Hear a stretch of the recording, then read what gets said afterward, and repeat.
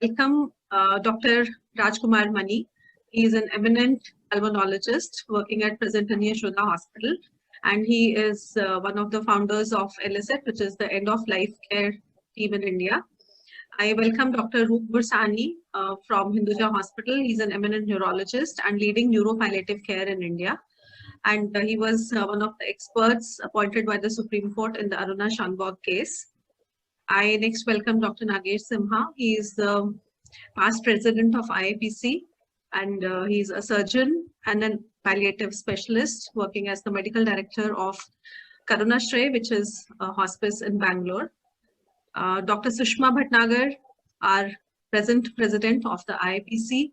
She is the professor and head of oncoanesthesia and pain and palliative care in All India Institute, New Delhi. And Akshat Agarwal, who is representing, he is a research fellow at the Vidhi Legal Policy Center in Delhi. So welcome all of you. I would like to welcome Anupama too. Anupama Borkar is a medical oncologist in Goa Medical College. And since this initiative has been led by Dr. Jagdish. Hello, good evening, Dr. Jagdish. He is professor and head of community medicine in the same college, Goa Medical College.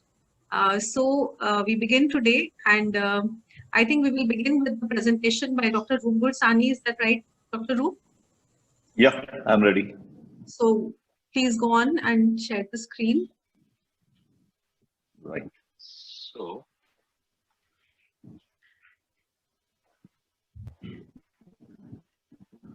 right. Visible? Yeah. Okay. Good evening, everybody, and thanks, Savita ji and Dr. Jagdish for organizing this and pushing us all to do this. And as it turns out, I'm right now in Goa. So, living wills and advanced care planning, what we will be speaking about is actually lessons learned from the rest of the world, because we are in our infancy in this. So my involvement with this whole field began in March 2011. As Savita ji pointed out, I was on the medical panel that went in to examine Aruna Shanbhag, and we were there in the courtroom when the judgment was being, when the case was being heard. And Justice Katju made a pronouncement that we are laying down the law in this connection, which will continue to be the law until Parliament makes a law. But actually nothing changed. And over the years, my realization grew that as a citizen, I would have no control over my own last days. So sometime in 2015, we'd begun talking about this, and you can see my two partners. Actually, they're my mentors in this field because they have been on much longer than I have. Dr. Nagesh Simha and Dr. Raj Mani. And as it turned out, there was a fair amount of support from our associations also. So the Indian Academy of Neurology, the Indian Society of Critical Care Medicine, and the Indian Association of Palliative Care came together. In fact, just to point out, Nirmal Surya is the current president of the Indian Academy of Neurology. And the guy here is the secretary. So, we have a fair amount of support from our societies. But there was a growing realization, in addition to this bit about my own last days, that I could not really help my patients till the last. And it always hurt me to say, "Ab main kuch nahi kar sakta." And I realized that there's something missing in my professional capabilities. Basically, we are all trained in curative medicine. In curative medicine, we seek to return patients to their own lives so that they can do what they want to do by their own choice. Whereas palliative medicine turns cure to care and seeks to assist patients in leading their lives and to support them in whatever they may wish to do in the time that they have left. So the priorities change. So let me come back to this point about that as a citizen, I would have no control over my own last days. The task force that we formed, it is an informal grouping of these three associations, and since then we have had some amount of success and things have moved forwards, but always you feel that things could be more. I mean, you could get more. So, coming to the issue of controlling our last days, think of a trip. Would you like to plan it? And if you did plan it, would you want info on travel, stay, etc.?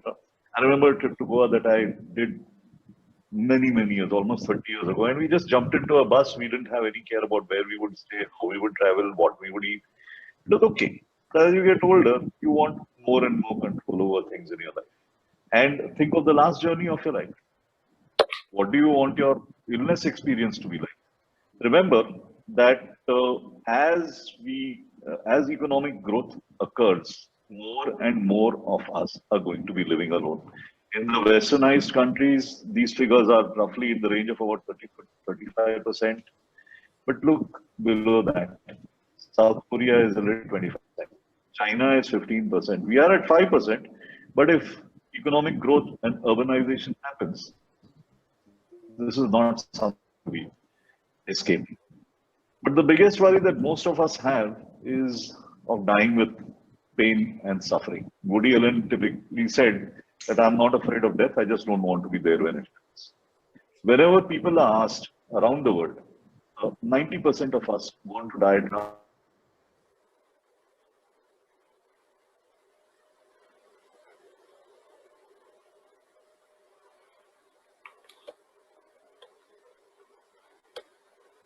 Your mic is muted, Dr. Roop.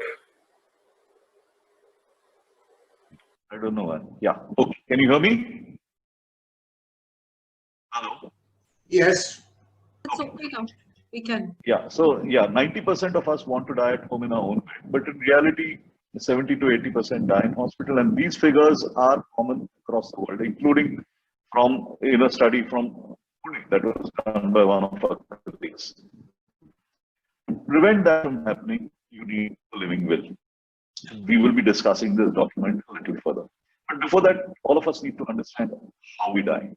Now, when we are asked, even doctors, we presume that we are going to die suddenly. And unfortunately, that is something that it takes a lot of punya to get. If you remember, our long-haired president, literally while doing what he loved best, teaching. But after the age of 50 years, less than 10% of people die suddenly. This is because risky behaviors. You can think of executives smoking their way, young men driving motorcycles without helmets, even soldiers. They are typically under the age of 50 years. By the time you cross 50, all those risky endeavors are over, and the likelihood of sudden death is then less than 10%. A certain number undergo what is termed terminal illness. Typically, this is cancer. And in cancer, although function is maintained for a long period of time, once it enters the terminal trajectory, the prognosis is fairly clear and definite. We call it the waterfall or the Niagara Falls trajectory. And I don't need to tell you whose picture this is. Cancer accounts for about 20% of all deaths, and this typically happens in the late 50s, early 60s. Then comes organ failure as people with diabetes, hypertension, so on, and even COPD start to run into what is called the looping trajectory. In the looping trajectory, they have crisis, go into hospital, never come out as well as before, and finally a crisis carries them off. Typically, VIPs get organ transplants, so this is the common man. Kidney, heart, lung, liver failure, all of these account for about 15% of these deaths. And then you have people who are in their late 70s, 80s, and they, as it is, are low functioning and they dwindle down gradually. And this is called the dwindling trajectory, and this will be the lot for at least 50% of us. If you remember Atal Bihari Vajpayee, the election that he lost was 2004, and he passed away now. So this was a very long trajectory that he went through before he finally passed away. So for about 85 to 90% of us, death is predictable, some weeks or months, or maybe even a year or so before it actually occurs. And yet, you have this WhatsApp forward that came to me some time ago. जन्म और मृत्यु अब महंगे हो गए, cesarean के बिना कोई आता नहीं और ventilator के बिना कोई जाता. And this picture came on my Twitter feed. This gentleman, the day before he passed away, he wanted to have a beer with his sons in his hospital room. This was fine. Not in India. So the thing is that India, well, somebody actually assessed what is called the quality of death. And they did that for many countries across the world. It is a very systematic statistical study, and they evolved what is called the quality of index. And you can get this on the net. It was first done in 2010. We were the last of 40 large countries. Then in 2015, we improved somewhat because they found about 13, 14 countries which were worse than us. And fortunately, both China and worse. Why? There are three problems. One, you're not willing to talk about death. And let me point out that because we do not talk about death, people lose the opportunity for their last wishes to be expressed. And if at all there is an emotional issue that people have towards the end of life, is they want kind of an emotional settling of accounts. Giving forgiveness, taking forgiveness, all of this. The next is that our laws do not permit patients and families to take control. Doctors are scared about making decisions. The legal system is worried about misuse. I mean, use is not something that they're worried about misuse. And the default option is to continue till the bitter end. And then we have poor access to systems that control suffering at the end. Now, the IAPC has worked a lot to get morphine reasonably easily available. It is still a work in progress. But the problem is that professionals who can address everything, that can control suffering in the end, the palliative care specialists, they are very few and far in between. We literally have only about 200 palliative care professionals in the country. So if you think of the last journey of your life, you go through these questions. Who has the information? Who is planning? And whose responsibility is it to plan? Who has the information? Remember that foreseeing and foretelling was always the doctor's responsibility. I'm a doctor. I know that patients expect me to prognosticate, which means to foresee and to foretell. But they also, in this day and age, empowered patients want us to do this honestly, accurately, and optimistically. And this can be a difficult triad if you are not trained for it. And that is why, because we are not trained for it, we end up with this usko mat batao rubbish. Because we doctors are not trained in delivering the bad news. And patients, family, and community, everybody needs to understand honesty really is the best policy, because when you conceal this bad news, depression and anxiety actually worsens. For doctors and their patients, remember that predictions are based on the other three broad methods that we use. The first is a surprise question. If, as an experienced clinician, if you are asked a surprise question, it's called, would you be surprised if this patient were to die in the next whatever period of time? And you give an intuitive answer. Depending on your experience, it can reach up to an accuracy of about 80%. And it's based on clinical features, social factors, comorbidities, etc. Then come the general indicators of decline. So as somebody becomes more and more dependent, this is not something that is obvious to patients or carers, because this happens so slowly that they don't even notice that this has happened. Or for instance, somebody decides they're not going to take any more treatment or dialysis. And then there are specific indicators that are linked to the specific diagnosis. So for instance, so COPD, the FEV1.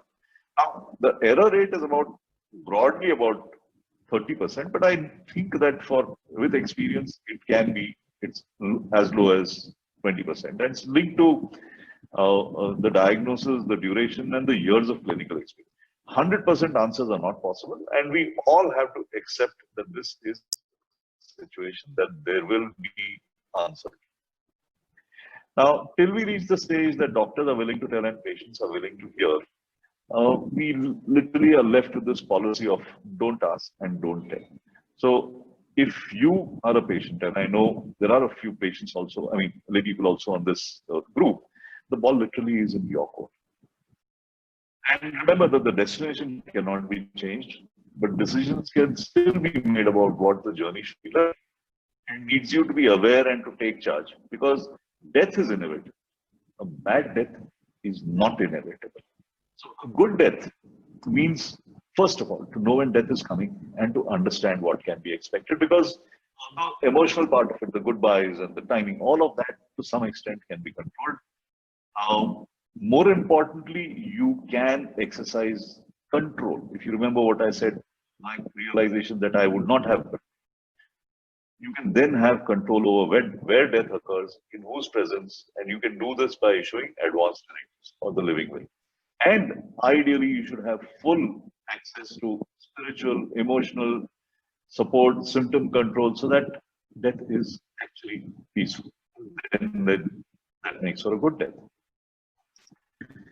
I don't think Irfan Khan really had a good death, but this was one statement that came from him, which has been recorded. How many people have the chance to observe death coming in? I'm lucky that I can see this thing approach and I can read it. Amazing.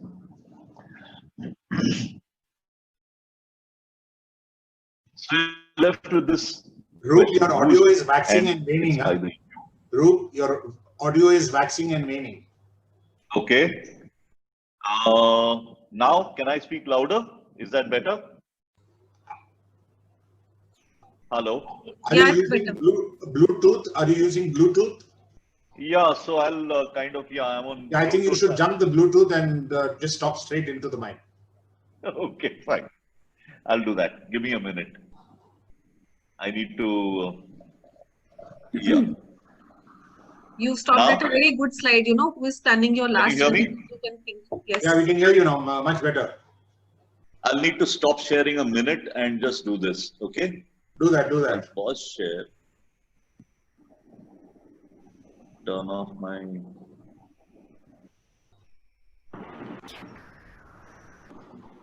Yeah. Now. Bit of an echo, but it's better. Okay. Right. So who is planning your last journey? You, someone you trust, or the default mode where nobody plans? Remember that the worst suffering happens when there is nobody able or willing to make decisions, and suffering can be minimized by use with palliative. Remember that if you can speak coherently, you decide, and your choices and decisions always come first. But can you decide right till the end?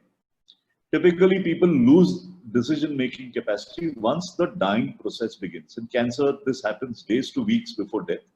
In organ failure, if you see remember the looping trajectory, it can fluctuate in and out. But in dementia, which is obviously something that neurologists have to think about, it can happen years, maybe even a decade before death. Does that mean that not effort? And this is the system of living wills, now termed advanced medical directives, but part of a process called advanced care planning. And it is based on the principle that I have the right to determine my own future, to accept or decline any therapy, and also to decide who decides for me. Now, the Western system, it's an absolute concept. But for us Asians, and this is not just true of Indians, it is true for East Asia also, it's relational. So you kind of decide it as a person who has a family together with others around you. So the first decision you have to take is I decide versus I decide who decides. Because if you avoid all decision making, then you end up with suffering by default. Now, not everybody wants to decide. So let's look at this, and I'm going to ask the people who are in the chat box to actually put down whether they think they would want to decide or not. And typically when I'm doing live meetings, I find that about 40% of individuals do want to decide generally. And these are people who are autonomous because they take responsibility for their own decisions, or altruists. They don't want to burden others with this decision making. But there is a substantial number of people who do not want to take this decision because it's painful and they want to let others decide. Either they do it by explicit authorization or they specify, I trust this person. I mean, I trust these people implicitly and they will do what is required. Of course, there are avoiders who will accept surrogates' decision making by default, but that's not the ideal way. So if possible, you have to think of 3 people, not one or two, three people who can accept this responsibility for you and are available. Put them in sequence: a first decision maker, a second decision maker, a third decision maker. But remember, this is not a committee. They can talk to each other, but at any given point, only one person decides. If the first one is not available, then the second. If the second, both the first and second are not available, then the third. The reason for having at least three people is because we have one person, and obviously for many people this will be the spouse. What happens if something happens to both of you together? That's why it has to be more than one person. The next decision that has to be taken is location of care. Now, acute care typically means an ICU, and I don't know any intensivist who wants to die in his own ICU, because lights on constantly, there's continuous noise, and in your befuddled state, there are strange mass people doing painful things to you. Not a good place. And basically, you go to the ICU if you want to have life-saving treatments. Now, you have to remember that you have the right to refuse any or all of them. And I am talking of everything from IV fluids, artificial tube feeding, even rice tube feeding, dialysis, ventilator, of course, we understand, and CPR. In many patients, they do save lives, but in most others, they usually just prolong the dying process. So the next decision is, if not the ICU, then you could still opt for a hospital ward, but that is when the family is not able to manage at home and you don't have a hospice. So some people do manage that. And of course, what we don't have are extended care facilities and hospice. I know that the only general hospice in the country is in Goa. We hope it will get reactivated soon, because otherwise the other hospices are only for cancer. But worldwide, when people are surveyed, the majority prefer home. For the Goenkers here, anybody who can guess where this is, my home, you can, you'll get a drink with me. Anyway, is it possible to pass away comfortably at home? Yes, it is. And you would think that this is something that is only for VIPs in Western countries. No. It is something that is very well managed in rural Kerala, because hospice palliative care at home is the norm in rural Kerala. And last year I followed Dr. Anil Paleri of the IIPC on his rounds, and this was what I saw. The money for this is raised from the community by collection boxes and others. I mean, it's philanthropy that drives it. So how do you do all of this? You do all of this by putting your wishes into a document. And this document is basically meant to apply when you can no longer take part in decision making. There are conditions where you would expect to be in a situation where you would not want life-sustaining treatment, and these are listed here, but people might want to make it more detailed or less. Our particular living will, the one that we put together for India at this stage, also includes this provision that it should be decided by a panel of 3 doctors. And you have the right to tick any or all of these. And if any other you wish to write, you can write your own wishes. And then your surrogate decision makers or your healthcare power of attorney, the people that you have designated, their names and details are given here, and you will give them, you will make 2 choices. One, that your surrogate decision maker will make sure that your wishes are enforced, but if need be, they will also be able to discuss with the doctors and take discretionary, make discretionary choices if those are required. And the important thing to remember about this is that this can be revoked anytime.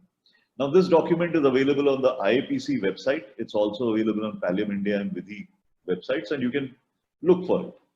But the living will is just a document. You require a process and a system to make it effective.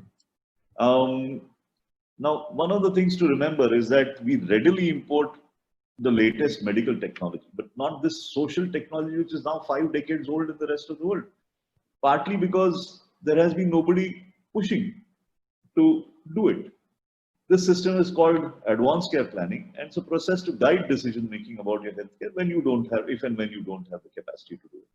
As you have understood by now, it includes 2 components: a proxy decision maker and the guidance for that proxy decision maker, which will be the type of life, level of care, all those features that come into the living will. But basically, it begins with a conversation between you and your family, your healthcare providers. Ideally, you should have facilitators or counselors who can take everybody through this discussion. All of this goes into the medical record, and a system is available that sees that this is acted upon. If any of you is interested within your family, you can use details from the conversation project to help you start. And it will be used when you lack capacity, and it will provide guidance for your surrogate and for your doctors. If there is no decision on decision maker, then we go by documented surrogate decision makers. And I'd like to compliment Dr. Bhatnagar, because this is the first time that we have a list put together by a statutory authority for India. Because till now, we literally had to do it randomly. It's now that this is available. And for those who are outside conventional family structures, people in the LGBT, it's really crucial because they may be estranged from families and so on. And this too is part of the judgment that was given out. Now, when do you do this? Well, ideally with a new diagnosis, with hospitalization, change in care needs, but actually it always seems too soon until it is too late. So basically anytime. And let me take you 3 situations. For everyone, young and old, if you are worried about catastrophic brain injury and you do not want to survive in a state where you're dependent, then well, actually at any age. Look at these 2 gentlemen, Barack Obama and Michael Schumacher. Barack Obama announced during his first presidency that he and Michelle had made their living wills. Now, why would this young man of 49 or so do it? Because the US president has a risk of being shot in the head. What about Michael Schumacher? Well, we don't know, but just after he finished his racing career, he had this literally silly skiing accident, where he cracked his skull, remained in coma, and 3 years later still cannot walk or stand unaided. So, and you wonder, did he think of this?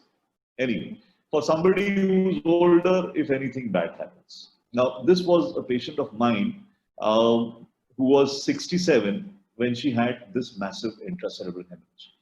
And she actually did well by our standards. This is on the right side. She's paralyzed on the left, but she's able to feed herself. She's continent and she can speak. And she tells her husband, why did you have me operated? This is not the life I want. And I've treated her for depression. Still, that wish has not gone away. And even her husband, as her primary caregiver, is, well, even he's not sure whether he made the right decision. What if she had a living will?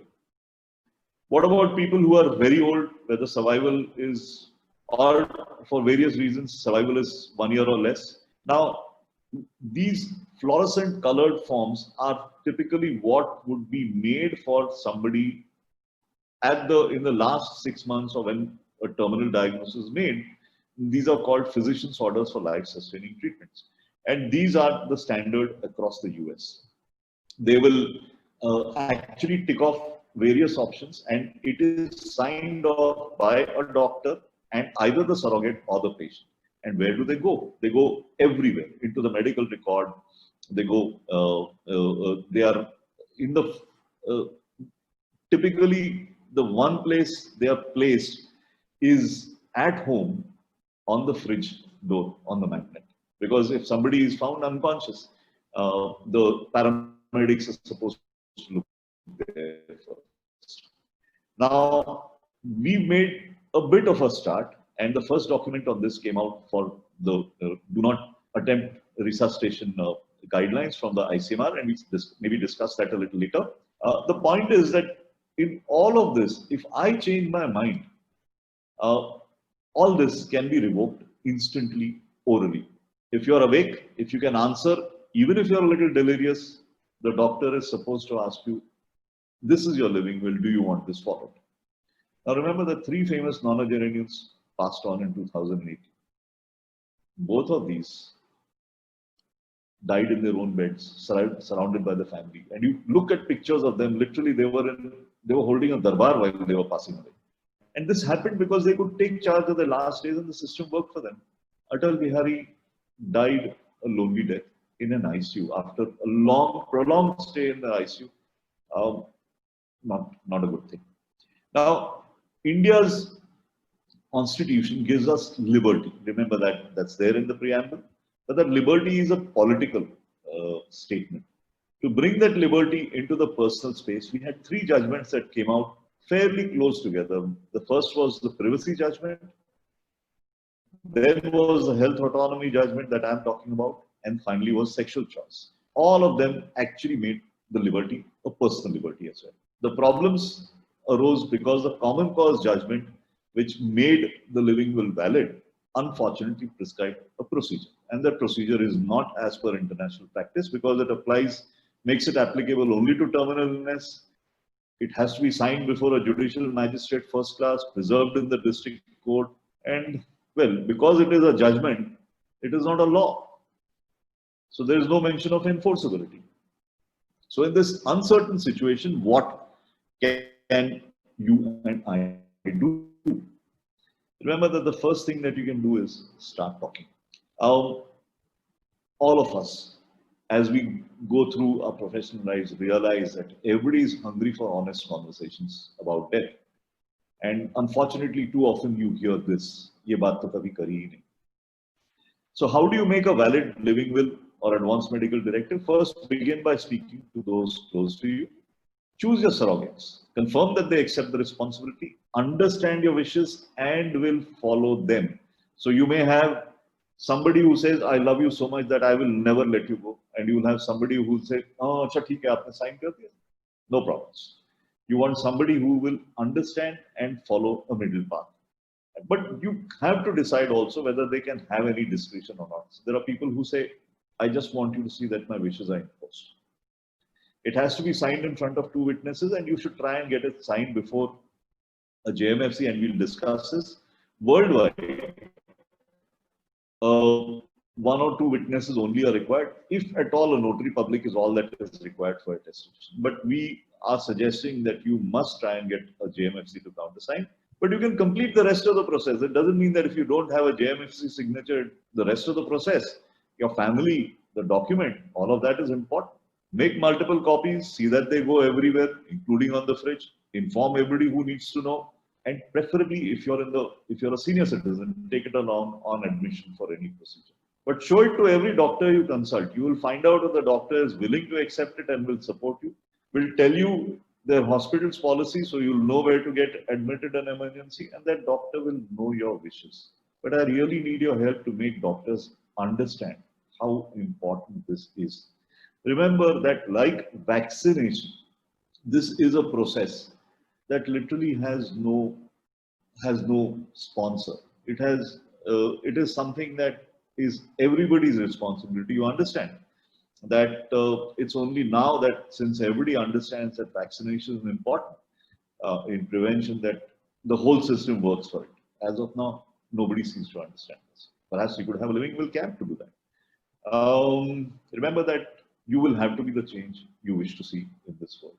And I'm going to stop at this point and stop sharing. My email ID is here, and so is my mobile number. If anybody is interested, you're welcome to email me.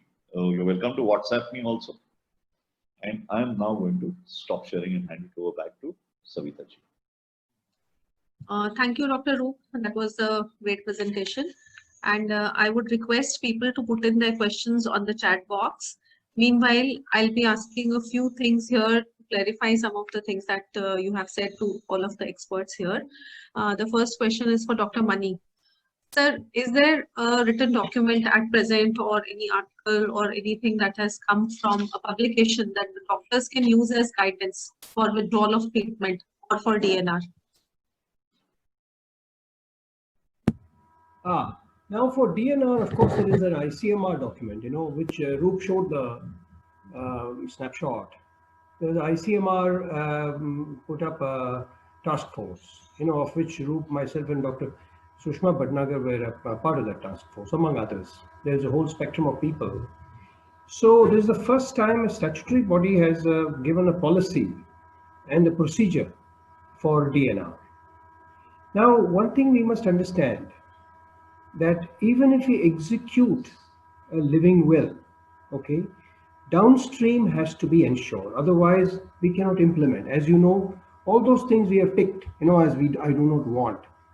Majority of the people, even in the West, where living will is very active now and penetration is very good, a lot of people reach the hospital and then the whole procedure starts. If we follow the Supreme Court guidelines, we would have to go through a 3-tier process, even to implement any withdrawal or withholding process. But DNAR sidesteps this Supreme Court procedure as a medical procedure, okay, a medical procedure for which the ownership of prescription and implementation is the physicians. So it's a physician control, although an anticipated CPR requirement in the appropriate scenario, one can discuss with the family. See, what it does is, respect for autonomy involves that we open up the conversation. See, the conversation of death is one thing, which is very important. And then what we can do in the scenario of approaching death in terms of these procedures. So the conversations have to be opened up. And in case of DNAR, conversation about CPR has to be opened up. There are those areas, there is a flow chart given in ICMR if you carefully look at it. First question to ask is there a reasonable chance of success of CPR? Success of CPR is twofold. One is the survival, of course. Number 2 is a neurological outcome. Now, there can be a fate worse than death if you have a very poor neurological outcome. Fate worse than death, not only for the patient, but for the family. So in a scenario which is very clear that it's not going to go anywhere, the physician can take a decision not to resuscitate. However, for the sake of, the trust between patient and the family, and patient, family, and the doctor, and number 2, for respecting autonomy, in the interest of openness and truth-telling, one must sit across the table and discuss these issues. One shouldn't take a unilateral decision as far as possible, except in an absolute dire emergency or something where you don't have the time. Number 2, if there is a scenario which is gray, okay, it may help, may not help. In a situation like, if it is very clearly it's going to be helpful, a young person, everything, then there is no question. But where there's an area of grayness, one has to sit with the patient if he is competent, sit with the proxy and appointed healthcare proxy in case of advance will being executed. But as it usually happens, more than 90%, there is no advance will. You have to talk to the next of kin or the family as a whole. So the whole thing crucial to these decisions is the communication and openness and a sort of shared decision making, where it is not a completely autonomy and completely paternalistic. It comes somewhere in the middle. Because women understand that by ethical principles, autonomy is not overridingly important. It is one of the important 4 tenets. You have to combine everything. You need to act in the best interest. You would notice in the ICMR document, at several places, the best interest phrase comes. So physician can't wash his hands off, okay, and just walk off saying it's your decision. That is not being respectful or being benevolent. So if you want to be benevolent, you want to be respectful as a person, then you open up the conversation, make people understand, and then take a decision. So this is what the ICMR document says. As constitutionally, it is constitutionally valid to refuse a treatment or not to apply a treatment which is considered futile. Okay, that's the common cause judgment. It applies not only to living will, but also in general to the spectrum of futile treatments. The number 2 point is in this document, we have not gone into the procedure recommended by Supreme Court for withdrawal and withholding. This is a unique, because DNAR is the simplest end of the spectrum of decisions that you take. in treatment limitation. Withdrawal being at the extreme other end, and DNAR being at. So this can be done without getting into those morass of three-tier systems. Okay, is there anything else I should? Yeah, thank you. I'll come back, sir, with the next question. I'd like to ask Dr. Sushma next. Madam, this document that was brought out by ICMR and AIMS, many doctors are afraid of, actually going about this whole process, even if sometimes patients are not willing to go in for futile treatment. Hospitals do not have clear-cut policies as of now. So how are you doing it practically in AIMS, especially now you are heading the COVID unit also, and there may be many patients who require this kind of treatment. So how do you guide the whole process practically? So what would your advice be to the many doctors who are attending? So, Savita, I think this is a very, I have a very simple answer for that. That we are afraid of doing something when we are not doing correctly. When we are doing correctly, one thing is when you are doing correctly. Second thing, whenever we think that this is the correct decision for my patient, we have to explain to the patients and their relatives. Till the time they are not with you, I don't think that we can decide upon the patient. Most of the time, the problem comes when you are thinking something else and patients and relatives are thinking something else. So once you have decided, or you and your colleague, the primary physician or whosoever involved in the medical management of the patient has decided that this should be the goals of care, this should be the treatment plan for my patient, and this will be the best in the best interest of my patient. This immediately should be communicated to the patients and their relatives.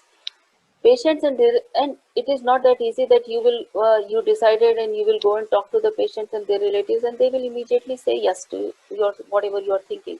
They may take time to think, because if we are on the patient side, we will always have a hope that, oh no, putting patients on ventilator, he may come out. Last time he has come out from the ventilator, so maybe this time especially in the non-malignant disease, they keep thinking that he may come out. But you have to explain and explain and explain. This is simpler in when patient is suffering with some kind of a disease like terminal cancer, but it becomes really difficult when patient is of some non-malignant disease. At AIMS, we are doing I know I cannot say that it was a very smooth journey. It was a difficult task, but slowly now everyone is recognizing the team efforts of palliative medicine. Every department is calling us, is sending consultation for end of life. They say that end of life care consultation, they ask us to do it. As soon as we go there, whether it is a non-malignant or a malignant disease, we go there, we discuss the patient. First, we understand what is happening to the patient. Once you know the patient, knowing your patient is most important. If you don't know about the patient, you cannot make the decision. We decide that this is the treatment plan and we decide with the primary physician. We never take our own decision. With the primary physician that this will be in the best interest to the patient. Second step, we call the family meetings, and in the family meetings we call as many people as possible, and most of the time, as the hierarchy Dr. Roop has said that in the AIMS policy, we try to call everyone if possible. Many times it is not possible, but the main decision maker we call, we discuss with them, and we just don't jump on the decision and we don't ask them to sign on that these are the forms and sign on this. I have taught to my residents multiple times that this is not necessary to take signature. This is necessary to document that we have discussed with son, wife, husband, wife, parents, or so and so. Document everything, and what you have discussed, we document. Once they are on the same page, probably just for the safety sake, because there are still many, out of 10 there will be 2 people those who really always remain afraid. Oh god, we have not taken signature. So once they are on the with you, they say, oh, we just can politely or with empathetically that whatever we have discussed, we have documented in this form, please read this form And if you are still not convinced, we can discuss again, and please sign it. So rather than asking them immediately in the first meeting that sign DNR, nobody will sign. And second mistake which people do is when patient is coming in the emergency and gasping, he is breathless. At that time, nobody will sign DNR. It is long time back when the patient was in the terminal stage, as Dr. Roop has given a lot of examples that when we should discuss. And most of the time, in the emergency department also, the residents from palliative medicine, they are posted. And what we have found, the patients are coming in the emergency department and they themselves are, they understood the end. They themselves, they don't want to put the patients on ventilator. They just want that, please relieve the pain, please relieve the breathlessness, please remove the fluid from the abdomen. This is what they guide. So this is what, which we have achieved, it is with the communication. And communication is key of success with the patient, with the relatives, with the family members. And second important thing which is key of success is training. I know that training, if you are not going to train doctors, especially the young doctors, those who are joining. So that is what in AIIMS has created, that in the foundation course we used to take a lot of classes, infection control, and AIIMS is doing this, AIIMS is doing this. Now they have given us a dedicated slot to all the incoming resident doctors. We are teaching them in depth what is palliative medicine, what is we are doing, what we are doing, and how they should handle a patient who is suffering, who is in the end of life. This we are teaching to resident doctors. Third thing which we have done is teaching our nurses. All the nurses of AIIMS, they have been trained. We have make in every department there is a trainer. So they keep teaching the new nurses. So nurses, they also understand that what exactly the end of life means, what exactly if a patient is suffering. So many times if unnecessary a patient is getting treatment, nurse can also highlight that this patient can be treated differently. We can make some kind of a goals of care, and we try that whenever we are discussing, the nurse should also be there, so that we all remain on the same page. Everyone is discussing the same thing. Nobody is giving the false hope. Everyone is giving realistic hope. So always remember, it is difficult, but it is not impossible. It is going to be a difficult task, and unfortunately, this should have been long time back. According to me, this should have been from the beginning in medical science. But unfortunately, people are afraid, as Dr. Roop again said, that people are afraid of misusing of the rules. That's why they don't make the rules. So we have not made the correct rules, but at least now it's a high time. Everybody is talking about end of life care. 1-2 hours back, we were again in the different group where hospital administrator was talking about end of life care. Dr. Mani was also there. So many people are talking, and now there should not be any fear.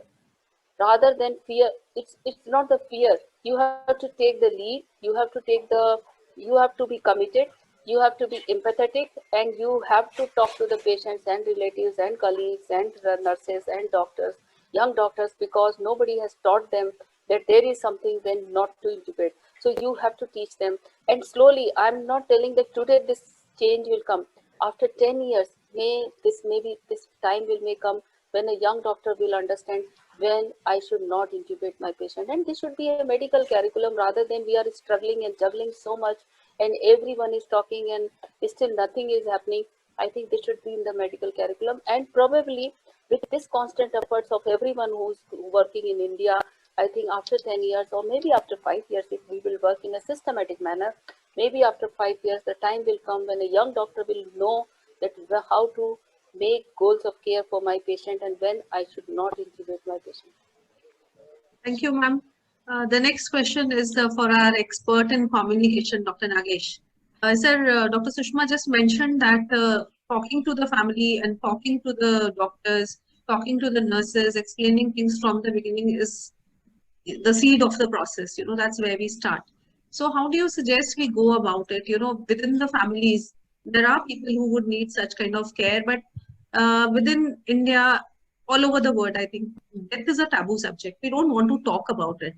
So how do you start that conversation with your own family, with your relatives, with your friends who you think might need care, but you're scared of talking to them about it? So what do you do? Thank you, Savita. In fact, I think Sushma has given excellent answers to most of the discussion on communication and the importance of it. And as you rightly said, that death is a taboo subject. But if somebody in the family would like to start that topic, sometimes you could make use of somebody close to the family may have died, may have been, in the ICU for a long time. You might as well, make use of that as a trigger, so to say, to say that this is what happened and how to do that. But many times it is just getting down to brass tacks and saying that, this is not something that is unpleasant, that I would like to discuss about it. And I think very importantly, if you look at it from the point of view of family members talking to their family members, then it is the idea is to bring them all together and to explain what, for example, I have spoken to both my sons. And when I discussed about the process, my younger son told me, "So Dad, you're basically saying that we have no role to play in such a situation." Very simply he asked me that. So I said, no, it's not. I don't want you people to have a role to play. But I would like you to understand, because some of you already know that, I'm a veteran of renal transplant. I've had 3 renal transplants. So I told my children, I just don't want to undergo dialysis anymore. The important thing is that, and particularly when doctors are talking to family members, and what I think Sushma said very, very brilliantly, is that you got to make sure that when you start talking, you should not be overbearing. You should develop a relationship where it is a supportive relationship and be willing to listen to them. And initially, their reactions may be, what you would probably not want. And they say, no, do that. Also, Sushma mentioned very clearly that if a person came very sick to the emergency room, where you're not sure what's happening, whatever it might be, you've got to negotiate this. So it's a very difficult process, and I think the culture of having such a discussion will start happening in course of time. It's not easy, and of course, the doctors and nurses need to be trained. In fact, I think it's much easier to teach nurses and to deal with nurses than it is to deal with doctors. Extremely difficult sometimes to deal with doctors. And it has to be work in progress. But I think you should also elicit or tell the family members, if you're advising them, to elicit what are the values of life that the person would like. At what stage would you feel that it's not worth living? And another very important thing is that generally when you decide who are your surrogates, it may be a good idea not to have close family members as surrogates, because they may not be able to take decisions without emotions overwhelming them. So I know that your question is very vast, but I think I made an attempt to just kind of touch on some of the important things. Thank you, sir. Now I'll ask Akshat. There's a question, Akshat, here about people generally fearing that such a law will lead to misuse and people will conk off their relatives. Elderly people might be killed off for property, something people are scared of in India. What is your take on that? No, I think this is a general fear, and it's a fear that has pervaded the judgments also on this issue, and which is why they have such a cumbersome process for it, right? But I think that also comes from communication, and I think in other jurisdictions where such studies exist, it's been shown that after research, most people want to follow this process like this, and actually there are no scheming relatives who want to come after you if you have a process like this. So that's more of just a fear that people have in their heads. But if you have processes, if you have communication, then I don't think that will happen, because you are keeping everybody on board. Doctors are having communication with their relatives, and again, I think when Dr. Roop and Dr. Sushma said, shared decision making also comes in, right? So the doctor is always there. You're taking your decision in the best interests of the patient. So you know that you're not fully going on what the relative is saying, but you're also accounting for the medical situation. So it will be a decision where both the doctor and the family members would have contributed, and therefore such a situation will not arise where, the doctor is taking a decision just by listening to what the family member is saying. They'll apply the best interest principle at the end of it. Okay, Akshat, there's a question again for you from Mr. Yeah. Dilip Andhare, that are doctors involved in end-of-life scenario liable for medical negligence?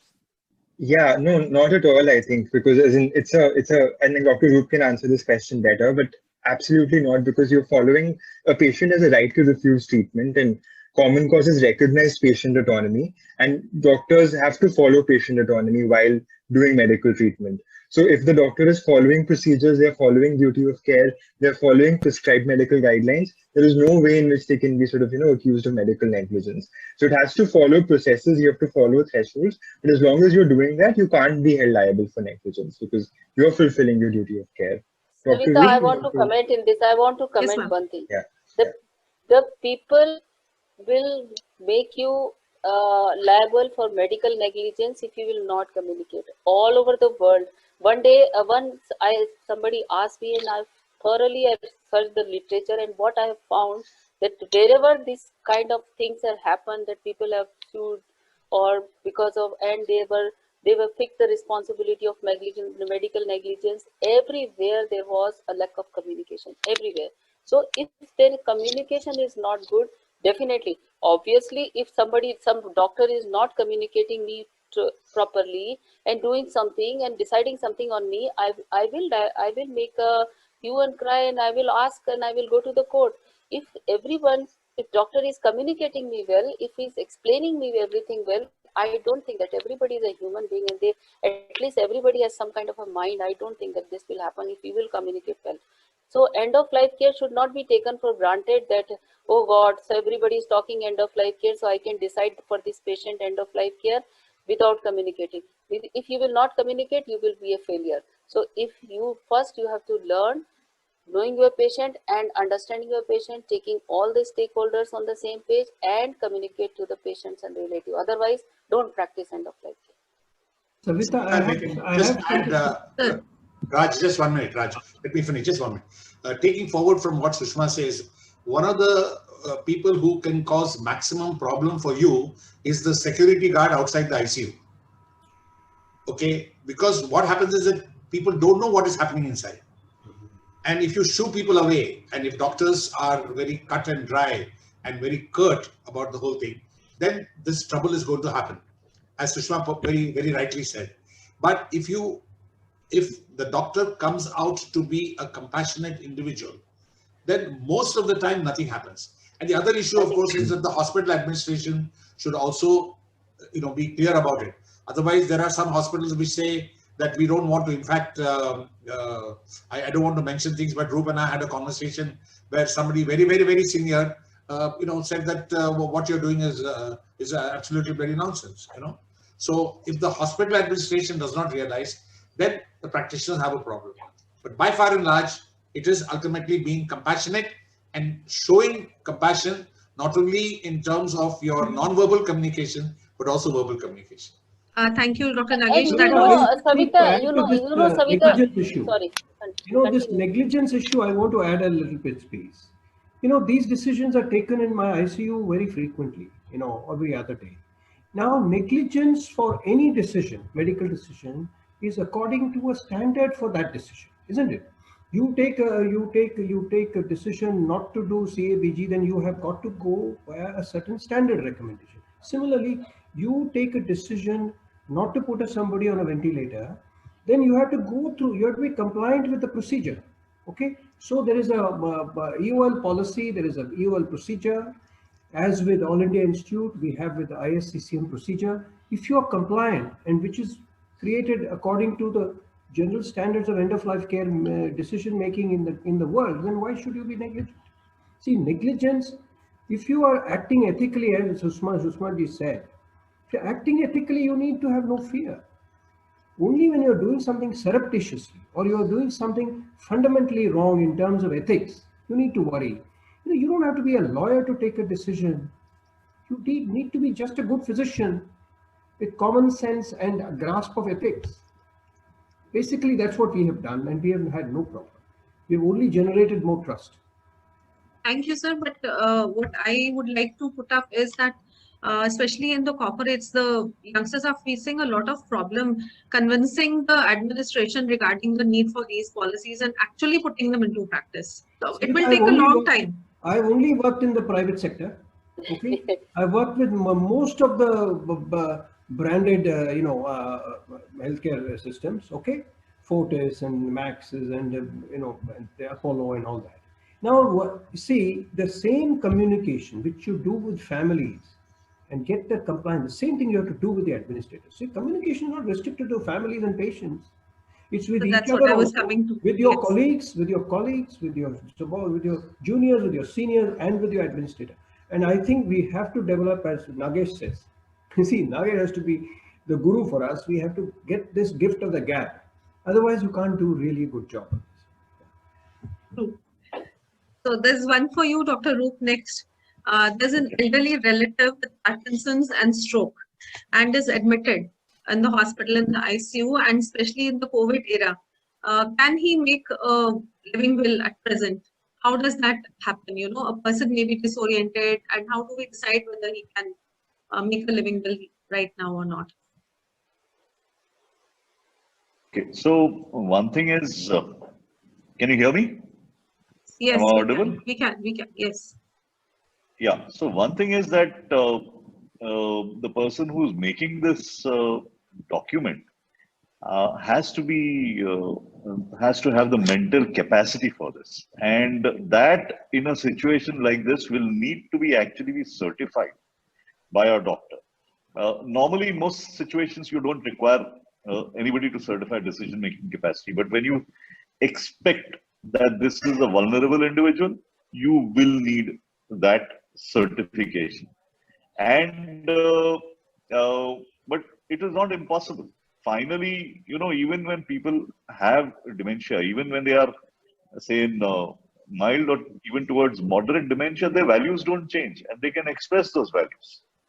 And you could document them, but I would obviously think that this is something that has to be done outside a crisis situation. You don't do this in the crisis, and that is something that is why I said it earlier. It is like vaccination. Today, vaccination is the responsibility of everyone, GPs, pediatricians, everyone. That is because the system, and in fact, patients expect them to do it. ACP is a preventive tool, but who is the responsible party? I think that's where one of the points, and since both Dr. Bhatnagar and you are on board, I think the palliative care community has to take this up as our responsibility. Thank you. And Dr. Mani, there was something in the news about a person who had DNR tattooed on his chest. It was there in the news. So how does that work? See, DNR, you may not go through the formal recording of your wishes, but if you have demonstrated your wishes, okay, that has to be, as a compassionate human being, compassion. See, the care ethics is the most important part of biomedical ethics. Okay, there's something called care ethics. Care ethics means you want to address the patient as a person and care for the person as a whole. So the person has expressed his wishes loud and clear. Why would you not integrate in your decision making? Why are you so stuck up on a JMFC signature? Okay, so I think our culture will change. No, now we are only stuck on the legal side of it. We are not discussing the suffering side. We are not discussing the compassionate side of medicine. And the whole of this is rooted in compassion. And without compassion, there is no caregiving profession at all. So if somebody is tattooed like that, you use your clinical judgment as well, whether that is reasonable. Okay, it's a reasonable request or not. Supposing he has a hypokalemia and with that he has a problem, and I think it can be completely reversed very easily, then I would take that decision, I would take that responsibility. But generally the person writes that out of frustration with his illness and he's in last legs. Okay, there was one such case report in NEJM where he was having repeated admissions due to alcoholic liver disease. So they tattooed across, and the doctors respected his wishes and did not do CPR and let him pass away in dignity. So this sort of culture we must inculcate, and then the society will be trusting of doctors as before. So Akshat, the document that was shown in the presentation by Dr. Roop, that ICMR document, has it been ratified by the government yet? Or is it still under consideration? What is the legal position? So the ICMR document represents a document that a professional body has come out with, and it represents consensus amongst the community of doctors that this is what the medical position should be. It doesn't need any further legal ratification as such. That is the DNAR guidelines that the doctors have come up with. The living will document that Dr. Roop was talking about is a document that is a sample document, which again, only a community of doctors have come up with, and the government hasn't moved on it because the Common Cause judgment only gave us broad guidelines. It hasn't given us any document per se. So there has been no movement on that since after. So, Savita, we should not wait for government to ratify all the documents which professional bodies are making, because if we will wait for government to say that do this, don't do this, then it will become a law, and then people will do whatever they want and misuse. I think we should concentrate again on what we say, that what Dr. Nagesh has written: compassion, communication, and documentation. I think again and again we should teach and practice this, and it will become automatically a practice. I don't think we should be fearful about it. It should be a practice. It should have been a practice. Past mein ho jana chahiye tha, 40-50 years pehle ho jana chahiye tha. Now it should be a practice again. There should be, when we are not worried of treating a patient with anything like cardiopulmonary bypass or nephrectomy or renal transplant, why should we be worried about DNR and all these should be a practice. So I think we should not go into the legal or in a government, and it should be a practice. It should be a normal, healthy medical practice, and this should be a norm rather than just we are worried about. I don't know why we are thinking and why we are so fearful, everyone. We should be very clear on our mind. Just Savita, one. you can just Yes. add, the Supreme Court, Dr. Mani and a few others had filed a clarification petition, and the Supreme Court had asked the Ministry of Health to call the concerned people. And in fact, we were all heading to Delhi. Just the previous day, the meeting was cancelled. That was just before the COVID thing happened. And now the courts don't obviously have time, or the government doesn't have time. So on that side, that has to happen. But I can tell you, just a few days ago, Karnataka government, like Kerala government, has passed an order. And what is that order? Earlier when you looked at the Transplantation Act, that if there was a person who was deaf, for transplant, for cadaver donation, organ donation, then you could withdraw. But not if the person was not for organ. But now Karnataka, like Kerala, has passed an order that if you are going to decide on withdrawing of life support treatment for a brain dead person, it does not matter whether he is a candidate for organ transplant or no, for organ harvesting. So it has to be a multimodal attack. You are still going to have people who are going to create problems. And if you want to be very, very cynical, then what are you talking about? Vast majority of our Indian population does not have basic health care. So where is the withdrawal? There is no treatment at all. So we have to go slow. And I think what Sushma or Roop, or for that matter Raj have mentioned, I think is extremely sensible, and it is the way forward. And we need to have the courage of conviction, because of the fact that whatever we do it in the interest of the patient, communicate compassionately, and document what we are doing. Okay. So one more question before we go on to the host group. Nagesh sir, would it be a good idea, to just put on your wishes in a family group, say on WhatsApp, or make a recording? No, I don't think, WhatsApp is nice, but you cannot actually, who's going to decide? Suppose I say this is what I want, but then we have to give clear-cut power or whatever it is of decision. And it's not a committee decision that has to be made. You have to go hierarchy. If I choose first person, second and third. For example, frankly, when I talk to people, okay, I have decided, when I make my advance will, I hope to do it very soon. I'm going to make one of my colleagues in Karnataka as the first person. And I had to talk to her and I said, please don't try and bump me off just because I've been bad to you sometime back.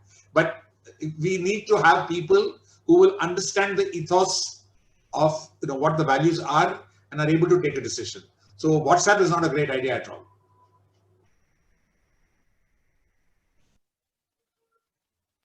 Your mic is muted, Savita. I lost my connection, ma'am. I had to log in back. So, were you able to hear my question, Nagesh sir? I probably heard, but I answered also.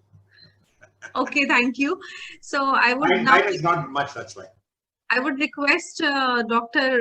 Anupama Borkar, if she's there, to please put on her camera, and Dr. Jagdish. Savita has vanished. Pardon? Hello. Hello, yes, sir.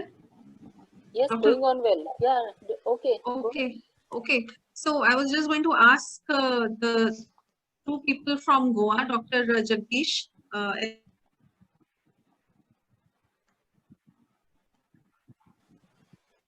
Your connection is lost, Savita. Maybe. Hello. Yes, we cannot hear you, sir, Savita. Your connection is lost. Anupama का question नहीं सुनाई दिया. Hello. अभी आ रहा है, ma'am? Can you हाँ, hear me? yeah, we can. Okay, hear. but I can't see Okay. Anupama. Can you see her anywhere? Anupama, I don't think. Okay, then Dr. Dr. Jagdish.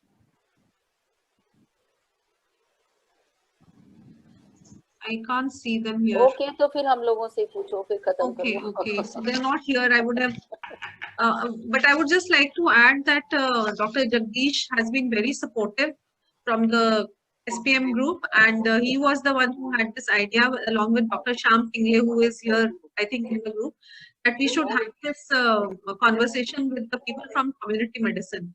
And I'm really thankful that we are all here today, because community medicine people are the ones who are working so closely with the community. And at present, the involvement of the community, like Dr. Roop said, is like vaccination. So once the people start understanding and asking for this kind of document from the doctors and this care from the doctors, I think it is going to improve. What do you say, Dr. Roop? Anything you want to add before we wind up?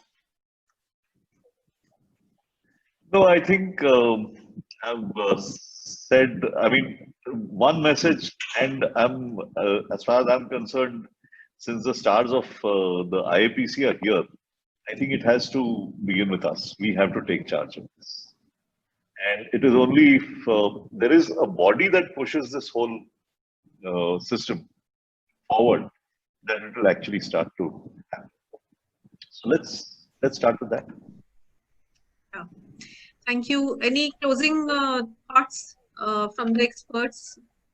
Dr. Raj, Dr. Nagesh, Sushma Madam? Yeah, I want to add this. You see, the palliative care is extremely crucial, of course, but intensive care is where the final actions take place. Without the buy-in and culture change in the ICU, all right, none of this is going to really work in the end, because the downstream is not helping the upstream.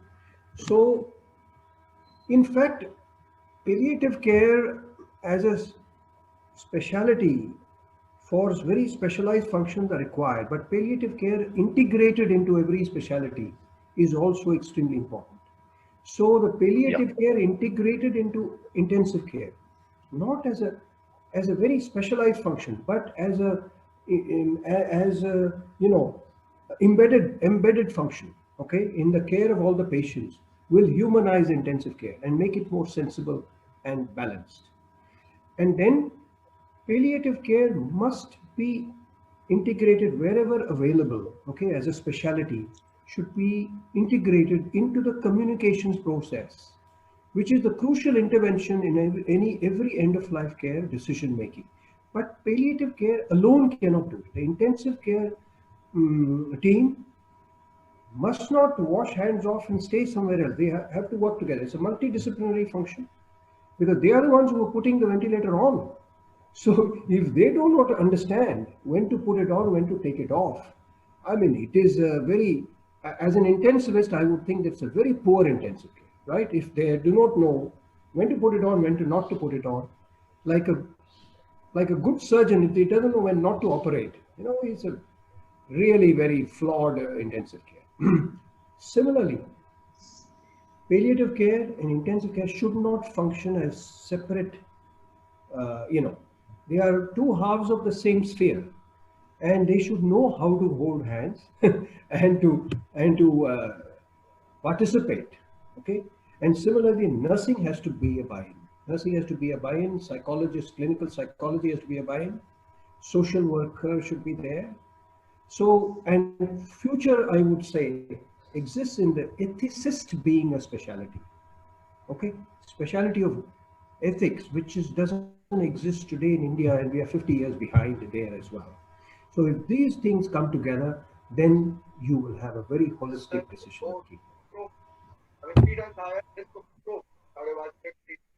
And about 27% of all acute respiratory. सभी Somebody's बोलो, moved. किसको बताना है? Dr. Roop, would you like to add something? I'm done. Okay. Thank you. Savita, Sir.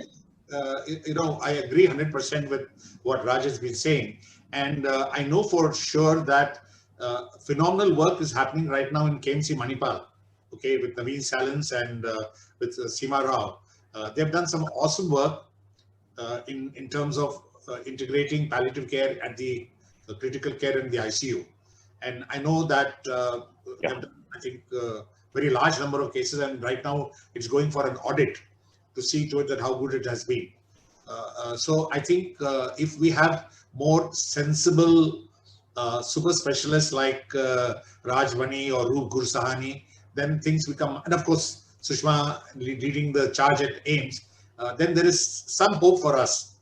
But till such time, we will have to plod along and try our best, because until and unless they understand what is the importance of palliative care and we work together, just as we need to understand what they can do for us also. I think, but the beginning is happened, and I'm sure that things will move along very well. And Dr. Shyam Pingle has raised a hand, sir. Please, you wanted to say something? Dr. Shyam? He's muted, Savita. So, hello, Dr. Shyam? Can you hear me? Yes, we can, please. Yeah. First of all, I'd like to thank Dr. Savita for taking this initiative on our suggestion and having this wonderful seminar. And on behalf of the PSM faculty, I really want to thank you and all the speakers. Dr. Roop Sahani and everyone was excellent, wonderful. I feel there is a need for more communication on this topic to the lay people also, because a demand has to be generated. So maybe senior citizens groups, or maybe, and as very rightly said, the intensivists themselves, they need to be educated about this. Thank you so much. Thank you, sir. And it was your suggestion actually which came up first, and we took it up. So thank you for the suggestion. Yeah, thank you so much. And there's Dr. Avinash Tiwari. He's raised her hand. He wants to say something. So please, Dr. Avinash. My question to Dr. Sushma ma'am. Ma'am, how you mobilize the resources and administration for implementation of this end-of-life care policy at AIIMS? Suppose other institutes are interested in adopting such policies at their institution level, ma'am. Kindly guide us, ma'am. So, as far as resources are concerned, I think your attitude and your willingness is the biggest resource. I was not having any resource, and I have never asked resources. Only thing, even you have some knowledge, you yourself is trained that you want to make a difference in the system, then you start making a team. And my whole team, you have to make a team, and team of your own. It's not that your department is your team. You have to make a team of your nurses, your residents, your administration, everyone. And everyone will listen you by proving something different. When you do something, when you make a difference in one patient's life, and when you change the system by doing one patient differently, treating one patient differently, administration will start understanding that they are doing some major difference. They are making a change in the system. And this is the way then emergency department and the pulmonary department, every department will start realizing that, and you have to be committed, and you have to have an attitude to make a difference. And once you will start making a difference, then people will start listening you, people will start following you, and the whole system will come behind you, and they will start helping you. They will start making because our director is the most I think in AIIMS director right now is the most supportive to this plan. And how he has made how he is supportive, because he has understood that the whatever we are trying to make a difference in the system is going to make a huge difference. So I think resources, as far as is concerned, your attitude and your willingness to make a difference is the biggest resource. And then we don't need a lot of equipments, and we don't need a lot of things for this. And I think your nurses, I think the minimum nurses are there in everywhere. Even in the village, you will find a nurse. Teaching and training of your nurses will make a huge difference. And according to me, Savita was the question which she is asking. I think right now we have to make you have to make a difference from all the angles. Means we have to teach and train our colleagues, and then nurses and administration. But I think we have to start teaching our young doctors, and once we will start teaching our young doctors, automatically after 5 years they will be your torch bearer, and everything will follow, because they don't know that this is also a medical practice, this is also a norm which we should follow. And we should, when we will teach them, automatically the things will start flowing, and there will be a less resistance and less pressure. And then we will not discuss all these topics, because this will become a norm that this is the way we should treat. And what Dr. Mani said, that only palliative care physician cannot make the difference. I think every physician, those who are treating with any chronic debilitating conditions, they should have a concept of palliative medicine in their mind. Once they will have a concept of palliative medicine, automatically they will start treating their patient, they start making goals of care for patients. And palliative care physician should be in the, for the very difficult situation. It's not that if a palliative care department is not there, we cannot adopt all these policies. We can adopt these policies. Only thing, concept should be there in the mind. Okay, thank you so much, ma'am. And while we take leave, I would like to again thank all the experts here for taking out their valuable time. I would like to thank Dr. Jagdish and Dr. Sham for the idea of doing this seminar today. And they have offered to help us take it to the Indian Association of SPM. We would really love to work with the association and with Public Health Foundation. Also, they've offered to take it up as research topics, palliative care and end-of-life care as research topics for their students. I know Dr. Jagdish had done it for his students when I went to Goa 3 years back. And again, I would like to reiterate that Dr. Anupama is there in Goa Medical College. She started a unit. IMA Goa is the only place I'm aware of that has started a general hospice, and we would like others to emulate. And I would really request all the doctors present here to go back to their institutions and try to take this message to their people, to their families, to their friends. And that's how it is going to happen in the next 20 or 30 years. We are today just sowing the seeds. So thank you very much, everybody, and thank you, and enjoy the weekend. Thank you so much for coming. Bye-bye. Thank you very much. Whole day has gone, but I know it is such a useful day and useful, and it's going to be really useful for, I think. I would just like to add, ma'am, Dr. Vinash was asking, how things change. We have AFMC today here. Dr. Nikhat Khan is there from AFMC, and if things can move in the armed forces, in the army, in AFMC, they're starting a palliative unit, then it can happen anywhere. Thank you. So, we are picking up the institute. We are just selecting the people with the attitude, two doctors, two nurses, and they are making a difference. And I know almost 45 institute, we have started this palliative medicine program. So we are not going to all the 45 institute, but all those people, those have an attitude, their willingness, and we just teaching and training them, and they are starting. So Nikhat is started in FMC Pune. If FMC Pune can start, I think we can start everywhere.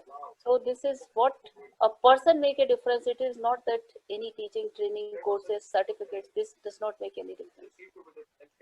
Okay, thank you. Thank you so much, everybody, and have a great weekend, and looking forward to such things again. We'll have more of them. Thank you.